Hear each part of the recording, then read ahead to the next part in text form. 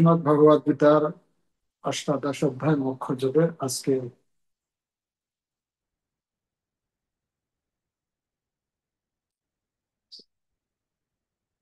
31 এবং 32 নম্বর শ্লোক আমরা অধ্যয়ন করবো। কি শ্লোক? 31 নম্বর শ্লোকের তাৎপর্য নেই, 32 নম্বর শ্লোকের উপর তাৎপর্য দিয়েছেন, তা আমরা আলোচনা করবো। 32 নম্বর শ্লোক।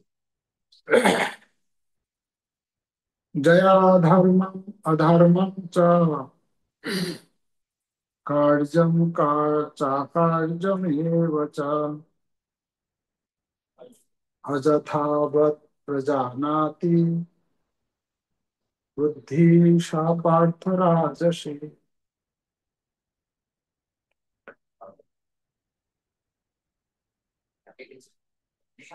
প্রভুপাদের গীতার গান।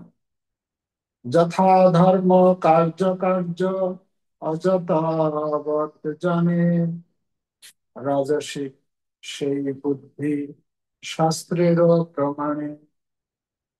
অনুবাদ: যে বুদ্ধির দ্বারা ধর্ম ও অধর্ম, কার্য ও অকার্য আদির পার্থক্য অসম্যক রূপে জানতে পারা যায়, সেই বুদ্ধি রাজসিক। আমরা গতকাল আলোচনা করেছিলাম সাত্বিক বুদ্ধির সম্বন্ধে। সাত্বিক বুদ্ধি সম্বন্ধে আমরা কয়েকটি বিষয় আলোচনা করেছিলাম: প্রবৃত্তি, নিবৃত্তি, কার্য, অকার্য, ভয়, অভয়, বন্ধন, মোক্ষ। চারটি বিষয় সম্বন্ধে আমরা আলোচনা করেছিলাম যে যারা সাত্বিক বুদ্ধি সম্পন্ন ব্যক্তি, তারা কিভাবে এই চারটি লক্ষণ তাদের ভেতরে দেখতে পাওয়া যাবে। সেটা ছিল সাত্বিক বুদ্ধির কথা। আজকে এখানে বলা হচ্ছে 31 নম্বর শ্লোকে রাজসিক বুদ্ধি। রাজসিক বুদ্ধিটা কি রকম? রাজসিক বুদ্ধিটা হচ্ছে যে বুদ্ধির দ্বারা বলা হচ্ছে অসম্যক রূপে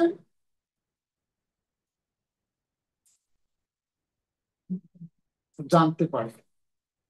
অসম্যক রূপে জানতে পারা মানে এখানে দুটি লক্ষণের কথা বলা হচ্ছে। একটা হচ্ছে ধর্ম অধর্ম আর কার্য অকার্য, দুটা লক্ষণ। ধর্ম অধর্ম সম্বন্ধে অসম্যক রূপে জানতে পারে, আর কোনটা করণীয় কোনটা অকরণীয়, কোনটা করা উচিত কোনটা করা উচিত নয়, সে সম্বন্ধে সে সম্বন্ধে অসম্যক রূপে মানে স্পষ্ট নয়। সম্যক রূপ মানে হচ্ছে যথাযথ জ্ঞান, যথাযথ বিচার। অসম্যক মানে অস্পষ্ট। কিছুটা জানি কিছুটা জানি না, মনে হয়, হয়তো, সম্ভবত, হয়তো বা, হতে পারে, ইত্যাদি এরকম কথা বলে না। মানে আমি ক্লিয়ার নই, মানে আমি নিশ্চিত নই। তো এই দুটি লক্ষণের কথা বলা হচ্ছে, যেটা আমরা দেখতে পাই শ্রীমদ্ ভগবদ গীতায় আহ 3য় অধ্যায়ের 36 নম্বর শ্লোকে অর্জুন প্রশ্ন করেছেন যে আহ, আমি পাপ করতে চাই না। মানুষ, এই জগতের লোক পাপ করতে চায় না, কিন্তু তবুও কেন সে পাপ কর্মে প্রবৃত্ত হয় বা কর্ম তার দ্বারা হয়ে যায়? ভগবান উত্তরে কি বলেছেন? ভগবান উত্তরে বলেছেন, কাম এসো ক্রোধ এসো রজগুণ সমদ্ভব। রজগুণ থেকে, এই যে রজগুণের কথা বলা হচ্ছে এখানে, হ্যাঁ, রজগুণ সমদ্ভব। যখন ব্যক্তি রজগুণে থাকবে, তখন তার কি হয়ে যাবে? রজগুণ থেকে কি আসবে? রজগুণ সমদ্ভব কাম এসো, ক্রোধ এসো, রজগুণ সমুদয়। রজগুণ থেকে কাম, রজগুণ থেকে কাম হয়। আর এই কাম যখন আসে, ভগবান পরবর্তী বর্ণনা করেছেন, এই কাম যখন একজন ব্যক্তির বুদ্ধিকে আচ্ছাদিত করে, তখন তখন কি হয় তার? সে আর ভালো মন্দ বিচার তারা থাকে না। সে ধর্ম অধর্ম বা কার্য অকার্য এই বিচারটা করতে পারে, সেটা হারিয়ে ফেলে, তাই না? তো এখানে ভগবান ভগবান আহ এই জন্য বলছেন যে রজগুণী বুদ্ধিটা, রজগুণ যদি আমাদের বুদ্ধিকে আচ্ছাদিত করে, তাহলে আমরা সঠিক জিনিসটা বুঝে উঠতে পারবো না। ঠিক উদাহরণস্বরূপ যদি আমরা দেখি, শ্রীমদ্ ভাগবতমের দশম স্কন্ধের দশম অধ্যায়ে নলকূপের মণিগ্রীব, কুবেরের দুই পুত্রের কথা আলোচনা করা হয়েছে। শুকদেব গোস্বামী বর্ণনা করেছেন, কুবেরের দুই পুত্র, হ্যাঁ, নলকুবের, নলকুবের আর মণিগ্রীব, তারা যখন এই কাম বাসনার দ্বারা প্রভাবিত হয়ে পড়ে, সেই স্বর্গের অপ্সরাদেরকে নিয়ে পবিত্র নদীতে জল ক্রীড়া করতে থাকে। আর নগ্ন অবস্থা সেখানে নারদ মুনির মতো মহান মহাপুরুষ মহাত্মা দেবতাদের, সমস্ত দেবতারা তাকে গুরু রূপে সম্মান করে। আর এই কুবেরের দুই পুত্র কি করলো? সামনে থেকে নারদমণি আসছে, নারদমণি আসছেন, কিন্তু তাদের কোন রকম কি করা উচিত, তাকে যে সম্মান করা উচিত নারদমণিকে, সেটা ভুলে গেছে। সে নগ্ন অবস্থায় দাঁড়িয়ে আছে। নারদমণি এসে গেছেন, অন্যান্য অপ্সরারা তারা লজ্জাবশত তারা তাড়াতাড়ি করে তাদের বস্ত্র ধারণ করেছে, কিন্তু নলকূপের মণিগ্রীব দুইজনেই নগ্ন অবস্থায় সামনে দাঁড়িয়ে আছে। তো এটা কিসের ফলে হলো? এটি হচ্ছে কামের দ্বারা তাদের বুদ্ধি আচ্ছাদিত হলো, যার জন্য কার্য অকার্য মানে কি করা উচিত কি করা উচিত না ভুলে গেছে। হ্যাঁ, তো এই রজগুণের বুদ্ধি হচ্ছে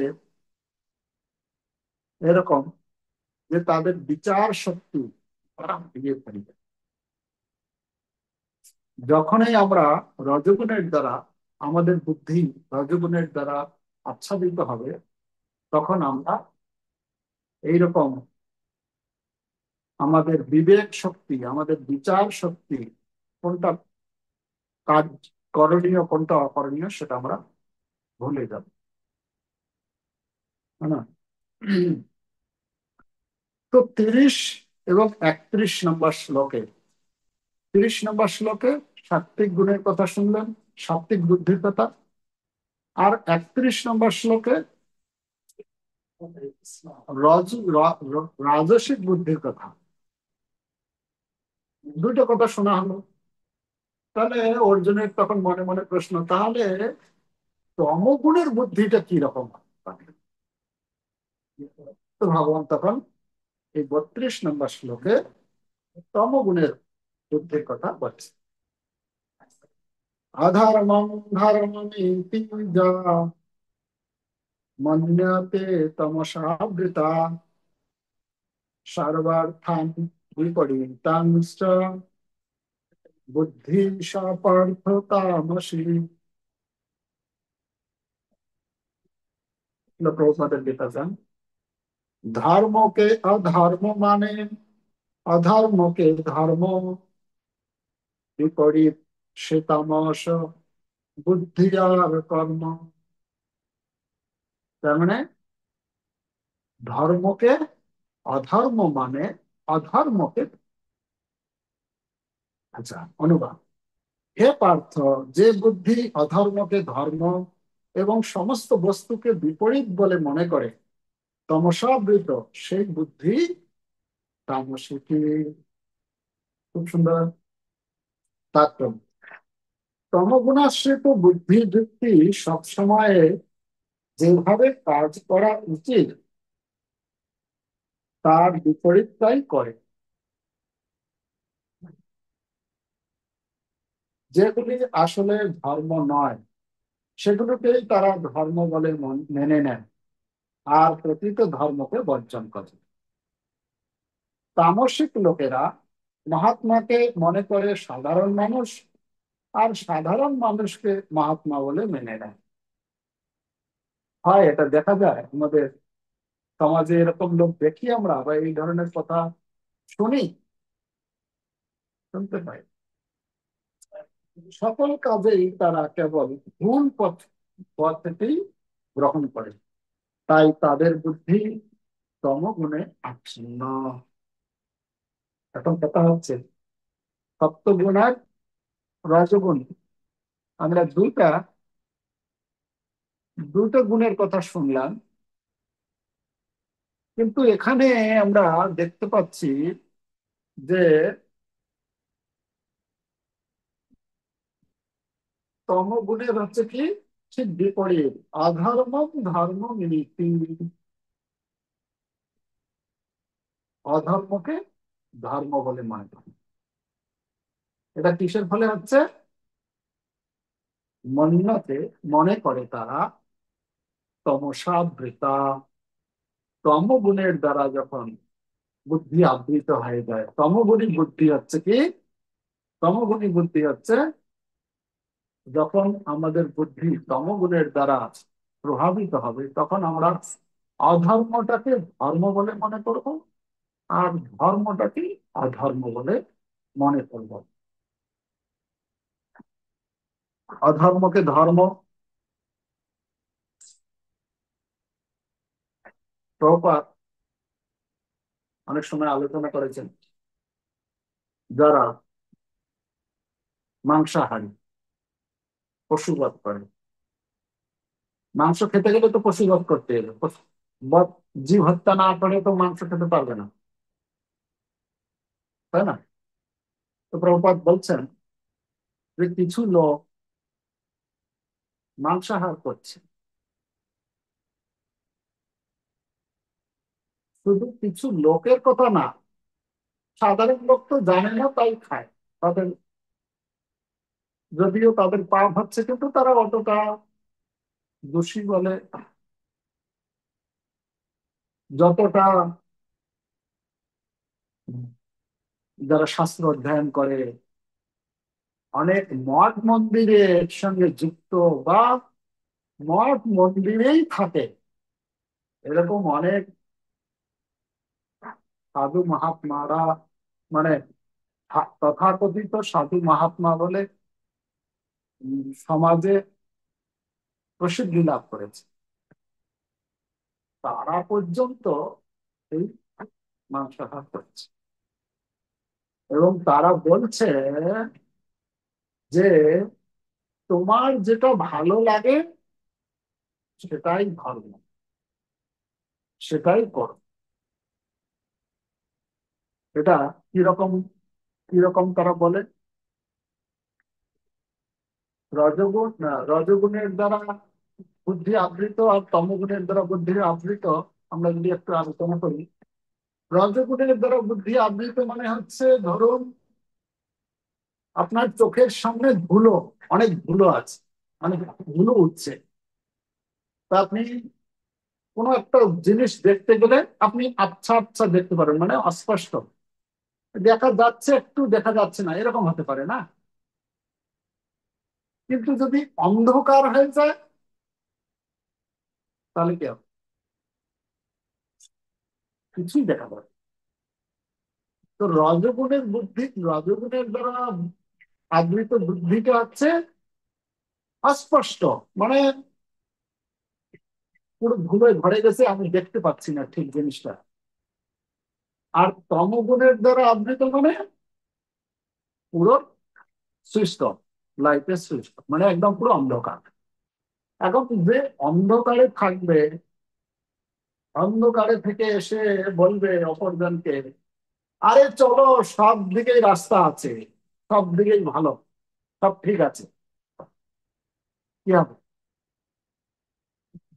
গিয়ে সে গর্তে পড়ে যাবে, তাকে দুঃখ যন্ত্রণা ভোগ করতে হবে, ব্যথা বেদনা ভোগ করতে হবে, তাই না?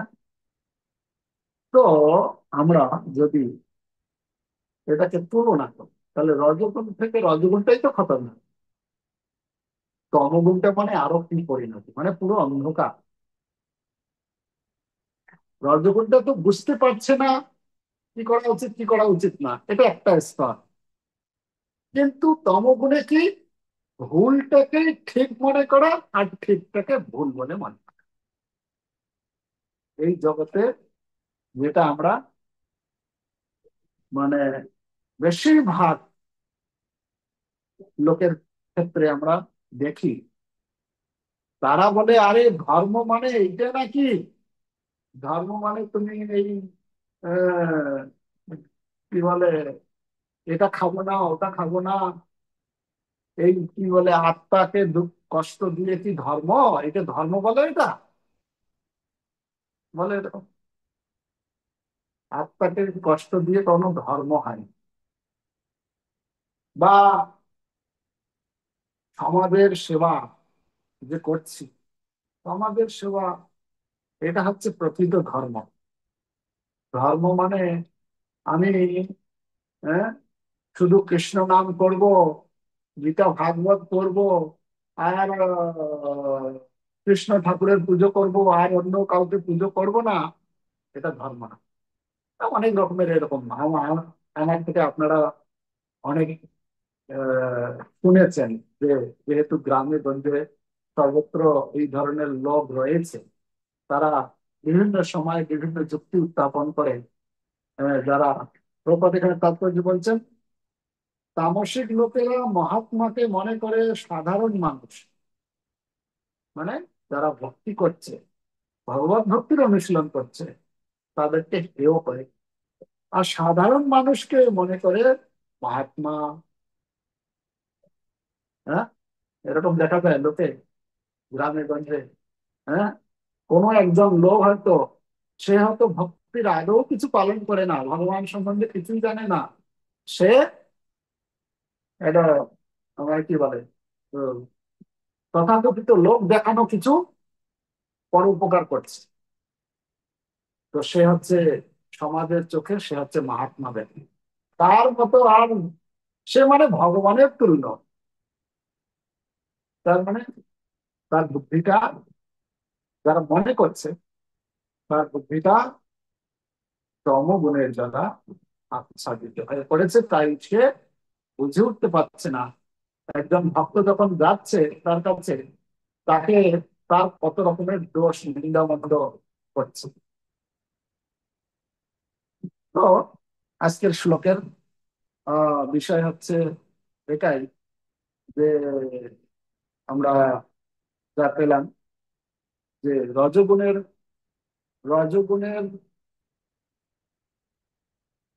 বুদ্ধি, রজগুণের দ্বারা যদি বুদ্ধি আবৃত হয়ে যায়, তাহলে পুরো অন্ধকার। ভুল, এখানে বলছেন অধর্মম ধর্মমিতি, প্রথম লাইনে বলছেন। আর পরের লাইনে বলছেন কি, সর্বার্থান বিপরীতাংশ, মানে বিপরীত যেটা ভুল সেটাকেই ঠিক বলে মনে করে। এটা হচ্ছে রজগুণের, তমগুণের। তো আজকের আলোচনা আমরা এটাই পেলাম, রজগুণের বুদ্ধি আর তমগুণের বুদ্ধি। কৃষ্ণ। হরে কৃষ্ণ হরে কৃষ্ণ, কৃষ্ণ কৃষ্ণ হরে হরে, হরে রাম রাম রাম হরে। प्रभुपाद की जय।